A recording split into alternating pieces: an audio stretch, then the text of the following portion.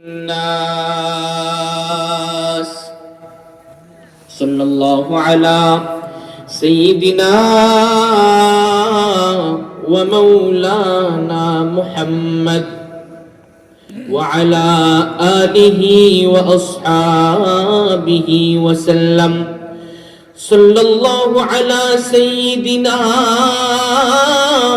ومولانا محمد وعلى آله وأصحابه وسلم لا إله إلا الله لا إله إلا الله لا إله إلا الله لا إله إلا الله لا إله إلا الله لا إله إلا الله لا إله إلا الله तेरे सिवा माबूद हमारा कोई नहीं है कोई नहीं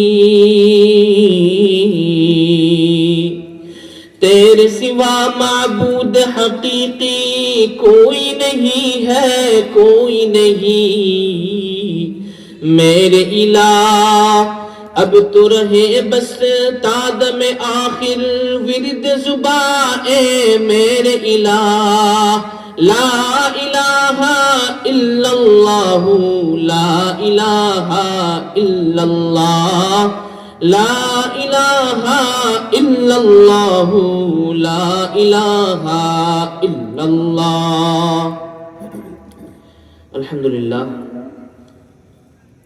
शेखुल हदीस আল্লামা শেখ নজির আহমদ ঝিঙ্গাবাড়ি রহমতুল্লাহ আলাইহি উনার স্মৃতি বিজড়িত জামিয়া মাদানিয়া লামা ঝিঙ্গাবাড়ি মুকিগঞ্জ বাজার কানাইঘাট সিলেটের উদ্যোগে বার্ষিক 22তম জলসা।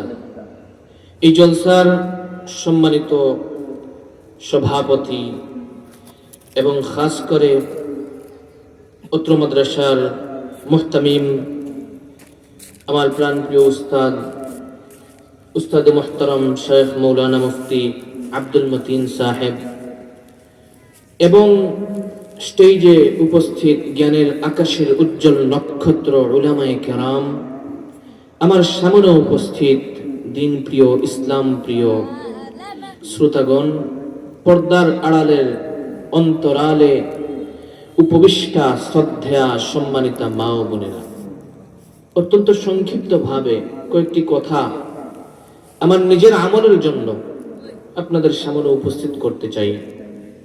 আল্লাহর কাছ থেকে তৌফিক চেয়ে নিচ্ছি, যদি আল্লাহ রাব্বুল আলামিন এই কথাগুলোর মাধ্যমে আমাদেরকে উপকৃত করেন তবে আল্লাহ তাআলা যেন আমাকে তৌফিক দান করেন। ওয়া তৌফিকি ইল্লা বিল্লাহ।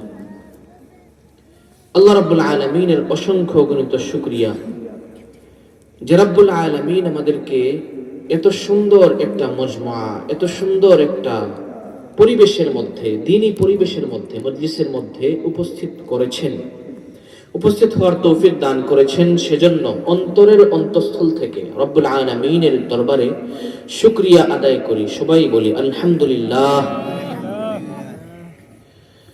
আল্লাহ রাব্বুল আলামিন কোরআনুল কারীমে ইরশাদ ফরমান, ظهر الفساد في البر والبحر بما كسبت أيدي الناس।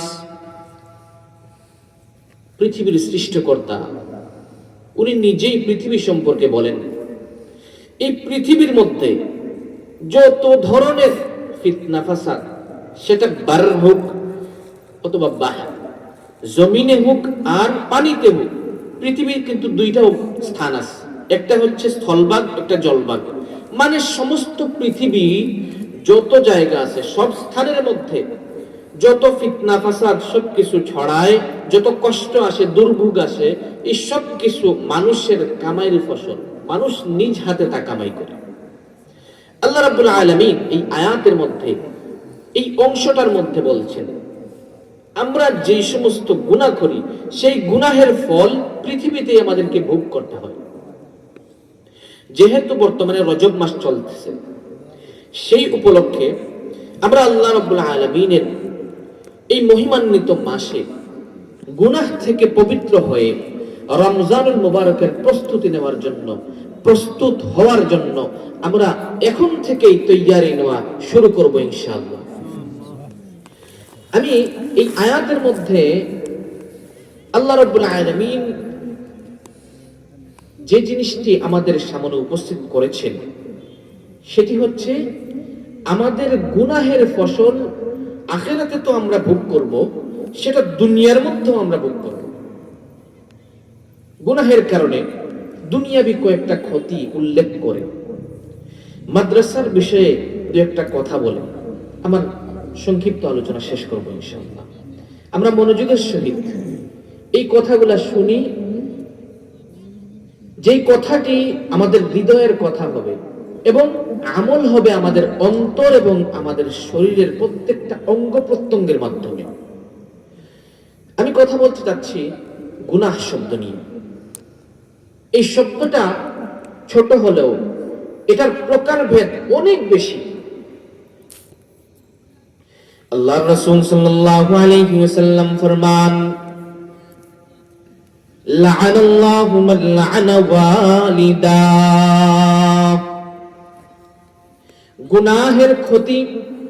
গুনাহের ক্ষতি একজন মানুষ আখিরাতের মধ্যে যেভাবে পায় সেভাবে দুনিয়ার মধ্যে সে গ্রহণ করতে হয়।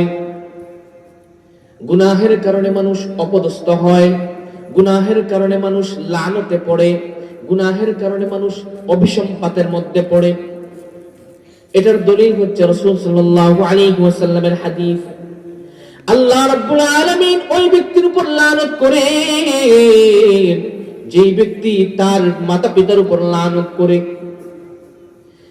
এই হাদিসের মধ্যে আমরা দেখতে পাই লাআনাল্লাহ, আল্লাহ তাআলা লানত করেন ওই ব্যক্তির উপর মান লাআনা ওয়ালিদা, যে তার মাতা পিতাকে লানত করে। মাতা পিতাকে লানত করা একটা গুনাহের কাজ, আর এই গুনাহের কাজ করেছে বিধায় আল্লাহ তার উপর লানত করে। অপর হাদিসের মধ্যে আল্লাহর রাসূল সাল্লাল্লাহু আলাইহি ওয়াসাল্লাম ইরশাদ ফরমান, লাআনাল্লাহু মান গায়্যারা মানারাল আরদ। আল্লাহ রাব্বুল আলামিন ওই ব্যক্তির উপর অভিশাপ দেয় যেই ব্যক্তি জমিনের নিশানা পরিবর্তন করে দেয়, যেই ব্যক্তি জমিনের আইল ঠেলতে থাকে। জমিনের মধ্যে দেখবেন কৃষক জমিনের মধ্যে ফসল ফলায়, ফসল ফলানোর আগে জমিনের মধ্যে আইল কাঁচা দেয়, কুদাল দিয়ে জমিনের মধ্যে তার সীমানা ঠিক করে। ওই সময় কিছু সংখ্যক কৃষক আল্লাহকে ভয় না পাইয়া জমিনের কিছুটা অংশ আইল কাঁচা দিতে গিয়া তার নিজের করে নেয়। এইটা একটা গুনাহের কাজ, এটা বান্দার হক তালাফি। এ কারণে আল্লাহ রাব্বুল আলামিন এই গুনাহের কাজ যারা করে তাদের উপর লানত করে। তো আমরা বুঝতে পারলাম গুনাহের সর্বপ্রথম যে ক্ষতি সেটা হচ্ছে আল্লাহ রাব্বুল আলামিন স্বয়ং আসমানের মালিক মানে আমার সৃষ্টিকর্তাই আমার উপর লানত করবেন, নাউযুবিল্লাহ। গুনাহের 2 নম্বর ক্ষতি, যারা মাদ্রাসা, স্কুল, কলেজ, ভার্সিটি যে লাইনেই পড়ি না কেন, যেদিকেই থাকি না কেন, আমাদের প্রত্যেকেরই কিন্তু মাথা আছে এবং সেটাতে ব্রেইন আছে। যেই ব্যক্তি গুনাহ করে আল্লাহ রাব্বুল আলামিন তার ব্রেইনকে, তার মেমোরিকে দুর্বল করে দেন। এটার উদাহরণ ইমামে আজম আবু হানিফা রাহিমাহুল্লাহু তাআলা, অনেক বড় ইমাম, যেই ইমামের কথা আমরা একটু আগেও শুনেছি, যেই ইমাম সারা পৃথিবীর মধ্যে হানাফি মাযহাব, এই মাযহাবের ইমাম ইমামে আবু হানিফা রাহমাতুল্লাহি আলাইহি, উনার মাসআলার মধ্যে যখন কোনো খটকা আসতো, মাসআলার মধ্যে যখন তিনি কোনো ধরনের ছোট খটকায় তিনি পড়তেন, তখন তিনি বলতেন, তার ছাত্রদেরকে বলতেন, আমার মনে হয় কোনো ধরনের গুনাহ হয়ে গেছে। তখন তিনি কি করতেন, ওয়া কানা ইস্তাগফিরু ওয়া রুবামা সাল্লা, ওই সময় তিনি নামাজের মধ্যে দাঁড়িয়ে যেতেন, কখনো কখনো ইস্তিগফার করতেন। ফালাম কাশাফাল মাসআলা, যখন মাসআলা পরিশুদ্ধ হয়ে যেত, ওই সময় তিনি বলতেন, আল্লাহ রাব্বুল আলামিন আমার গুনাহ মাফ করে দিয়েছেন। তিনি এত বড় ইমাম, যে ইমাম সম্পর্কে বলা হয়েছে লাকাদ জানাল বিলাদ ওয়া মান আলাইহা, লাকাদ জানাল বিলাদ ওয়া মান আলাইহা ইমামুল মুসলিমিন আবু হানিফা بأحكام وآثار وفقهين بأحكام وآثار وفقهين كآيات الزبور على الصحيفة كآيات الزبور على الصحيفة ما في المشرقين له نذير ما في المشرقين له نذير ولا في المغربين ولا بكوفا ولا في المغربين ولا بكوفا ইমামে আজম আবু হানিফা রাহমাতুল্লাহি আলাইহি এত বড় ইমাম ছিলেন, মাশরিকাইনেও তার মতো ইমাম পাওয়া যায় না, মাগরিবাইনেও তার মতো ইমাম পাওয়া যায় না, দুনিয়ার কোন জায়গায় তার মতো ইমাম পাওয়া যায় না। উনারও যখন ছোট একটি গুনাহ হয়ে যেত তিনি তখন সাথে সাথে ইস্তেগফার করতেন, কারণ তিনি মনে করতেন ইস্তেগফার না করার কারণে, গুনাহ হওয়ার কারণে, ছোট্ট একটি গুনাহ হয়ে গেছে যার কারণে উনার মাসআলা হল হচ্ছে না, তিনিও ইস্তেগফার করতেন। এখন মনে করেন আমাদের কি অবস্থা? আমরা তো আরো বেশি ইস্তেগফার করতে হবে। আমরা মানব জাতি সব সময় গুনাহের মধ্যে নিমজ্জিত। আর বর্তমানে যে জামানা, এই জামানার মধ্যে প্রত্যেকের পকেটের মধ্যে নিজেদের দুশমন আমরা রেডি করে রাখছি, সেটা হচ্ছে মোবাইল। ইমাম শাফি রাহমাতুল্লাহি আলাইহি, আলোচনা সংক্ষেপ করছি, ইমাম শাফি রাহমাতুল্লাহি আলাইহি ওনার উস্তাদ ওয়াকি ইবনুল জাররাহ, তিনি নিজের জ্ঞান সম্পর্কে, স্মরণ শক্তি সম্পর্কে শিকায়াত করলেন। তিনি বলেন, শাকাউতু ইলা ওয়াকিইন সুআ হিফজি ফাআওসানি ইলা তারকিল মাআসি ফাইন্নাল ইলমা নূরুন মিন ইলাহি ওয়া নূরুল্লাহি লা ইউতা লিআসি। আমি আমার উস্তাদ ওয়াকি ইবনুল জাররাহের কাছে আমার জ্ঞান সম্পর্কে, আমার স্মরণ শক্তি সম্পর্কে শিকায়াত করলাম, অভিযোগ করলাম। তিনি আমাকে বললেন, তুমি গুনাহ ছেড়ে দাও, কারণ তুমি গুনাহগার হলে ইলম পাইবা না। আল্লাহ রব্বুল আলামিনের নূর হচ্ছে একটা ইলম, ইলম হচ্ছে আল্লাহ রব্বুল আলামিনের আলো, আল্লাহ রব্বুল আলামিনের নূর। আর এই নূর কোন গুনাহগার ব্যক্তিকে দেওয়া হয় না। আল্লাহর নূরটা ওই জায়গায় যাবে যে জায়গা পবিত্র। সুতরাং যে জায়গা অপবিত্র, গুনাহের ময়লা দ্বারা জং হয়ে গেছে, সেই জায়গার মধ্যে ইলম প্রবেশ করবে না। তো আমরা এখন নিয়ত করব ইনশাআল্লাহ, যাতে আমাদের মাধ্যমে গুনাহ তো সংগঠিত হতেই পারে, হবে, কারণ মানব জাতি গুনাহের ঊর্ধ্বে নয়। মানব জাতিকে আল্লাহ তাআলা তো সৃষ্টি করেছেন, তারা গুনাহ করবে, তারপর আল্লাহর কাছে ক্ষমা চাইবে। আমরা সব সময় গুনাহ করার পর আমাদের মাধ্যমে গুনাহ তো সংগঠিত হবেই, মানুষ মাত্র ভুল করার পর যেন ভুলের মধ্যে আমরা নিমজ্জিত না হই, সেই দিকে আমরা লক্ষ্য রেখে গুনাহ থেকে আমরা মুক্ত থাকবো ইনশাআল্লাহ। গুনাহের শেষ একটা সমস্যা, শেষ একটা বিপদ, সেই বিপদটা আমি আলোচনা করার পর আপনাদের কাছ থেকে বিদায় নেব ইনশাআল্লাহ। গুনাহের এই ক্ষতিটা অনেক বেশি মারাত্মক, এই ক্ষতিটা অনেক বেশি মারাত্মক। যেই ব্যক্তি গুনাহ করবে, যেই ব্যক্তি গুনাহ করতে করতে গুনাহ থেকে ফিরে আসবে না, আল্লাহ রাব্বুল আলামিন তাকে পৃথিবীতেই অপদস্থ, লাঞ্ছিত, অপমানিত করে ছাড়বেন। সবাই নাউজুবিল্লাহ বলে। ফিরআউন, নমরুদ, সাদ্দাত, এদের কাহিনী কেউ তো শুনেছেন, কেউ শুনেন নাই। যারা শুনেছেন তারা অবশ্যই জানেন তাদের কাহিনী কি হয়েছিল। সময় অত্যন্ত সংক্ষিপ্ত। আল্লামা ইকবাল রাহমাতুল্লাহি আলাইহির কবিতা, উনার কবিতার মাধ্যমে আমি আপনাদেরকে জানাবো তাদের পরিণতি কি হয়েছিল, এবং প্রত্যেকের একটাই অপরাধ ছিল যে তারা গুনাহগার। আল্লামা ইকবাল কত সুন্দর করে বলেন, ख्वाब गफलत में सोए हुए मोमिनों, ऐशो इशरत बढ़ाने से क्या फायदा। ख्वाब गफलत में सोए हुए मोमिनों, ऐशो इशरत बढ़ाने से क्या फायदा। था हुकूमत तो फिरऔन को भी नशा, जुल्म पर जुल्म खलकत पे करता रहा, था हुकूमत को फिरऔन को भी नशा, जुल्म पर जुल्म खलकत पे करता रहा। जब समंदर में डूबा तो कहने लगा, इस हुकूमत को पाने से क्या फायदा। ख्वाब गफलत में सोए हुए मोमिनो, ऐशो इशरत बढ़ाने से क्या फायदा।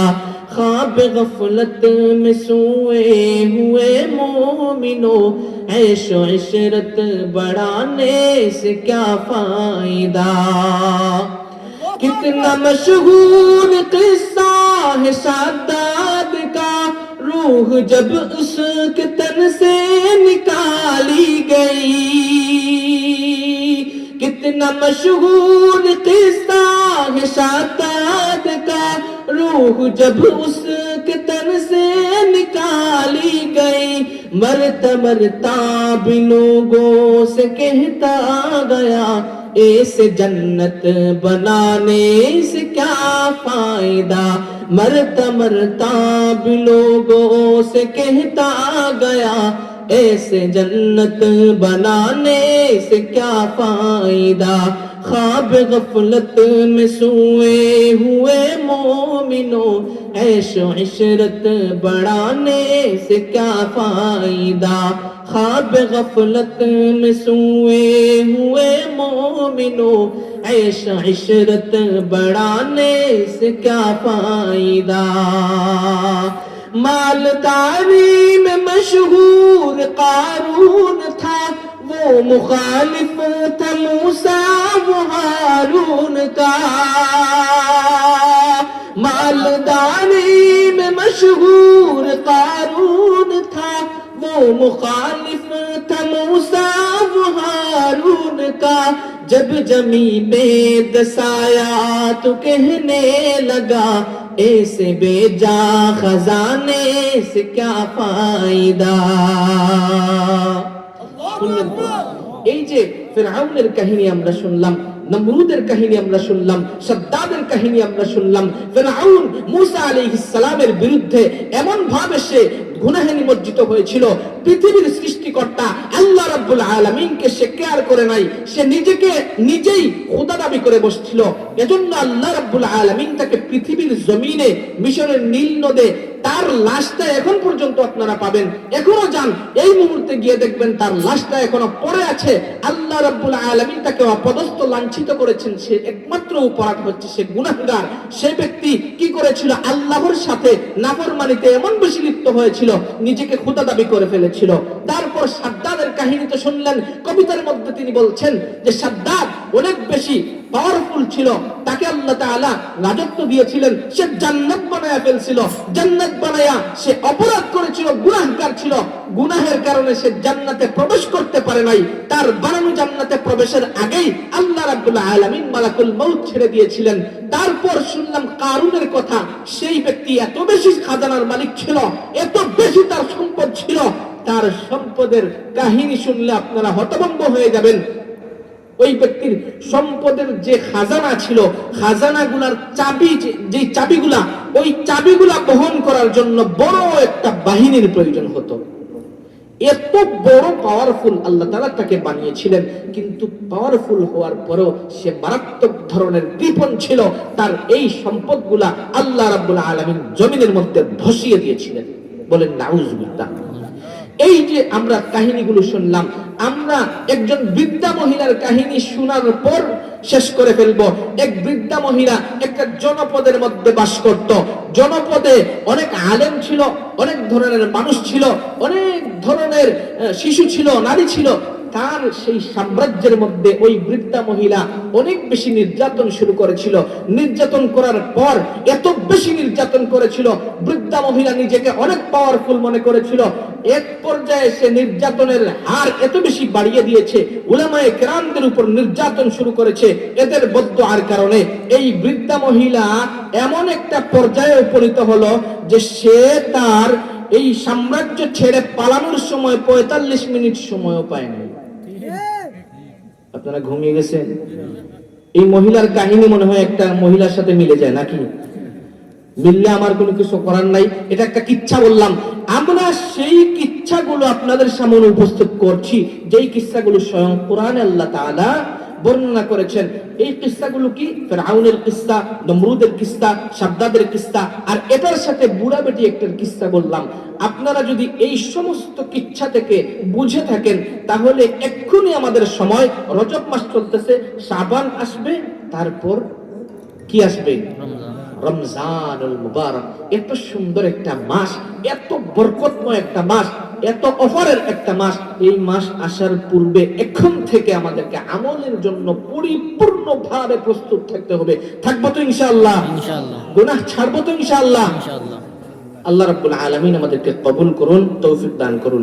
আর শেষমেশ একটা কথা বলবো, এই মাদ্রাসা যিনি প্রতিষ্ঠা করেছিলেন, শেখুল হাদিস আল্লামা শেখ নাজির আহমদ ঝিঙ্গাবাড়ি রহমতুল্লাহি আলাইহি, উনার সম্পর্কে আমার থেকে আপনারা বেশি জানেন। এবং বর্তমান প্রিন্সিপাল হযরত মাওলানা শেখুনা হযরত মাওলানা মুফতি আব্দুল মতিন হাফিজাহুল্লাহ, হুজুর নিজে এই মাদ্রাসা অনেক কষ্ট করে, আগেও অনেক কষ্ট করছেন হযরত থাকাকালীন, এখনো অনেক কষ্ট করতেছেন। সর্বোপরি আমার এই আপনাদের সামনে আরজ থাকবে, এই মাদ্রাসা এটা হচ্ছে আল্লাহর রাসূল সাল্লাল্লাহু আলাইহি ওয়াসাল্লামের বাগান। এতে কোনো সন্দেহ আছে? এতে বিন্দু মাত্র সন্দেহ নাই। কারণ মাদ্রাসার মধ্যে স্বয়ং আল্লাহ তাআলার কালাম পড়ানো হয়, স্বয়ং রাসূল সাল্লাল্লাহু আলাইহি ওয়াসাল্লামের হাদিস পড়ানো হয়। আল্লাহ তাআলা যেভাবে এই পৃথিবীটা যে জন্য সৃষ্টি করলেন, সেই সৃষ্টির যে উদ্দেশ্য, সেই উদ্দেশ্যটাকে টিকিয়ে রাখা হয় এই মাদ্রাসাগুলোর মাধ্যমে। এই মাদ্রাসা থেকে ফ্যাক্টরি, এটা থেকে ইসলামের বাণী সমগ্র বিশ্বে ছড়িয়ে পড়বে ইনশাআল্লাহ। এভাবেই মাদ্রাসাগুলো, ছোট ছোট মাদ্রাসা থেকে এক পর্যায়ে অনেক বড় বড় আলেম তৈরি হয়, হাফেজ তৈরি হয়। এদের মাধ্যমে পৃথিবীময় ছড়িয়ে পড়ে জ্ঞানের আলো।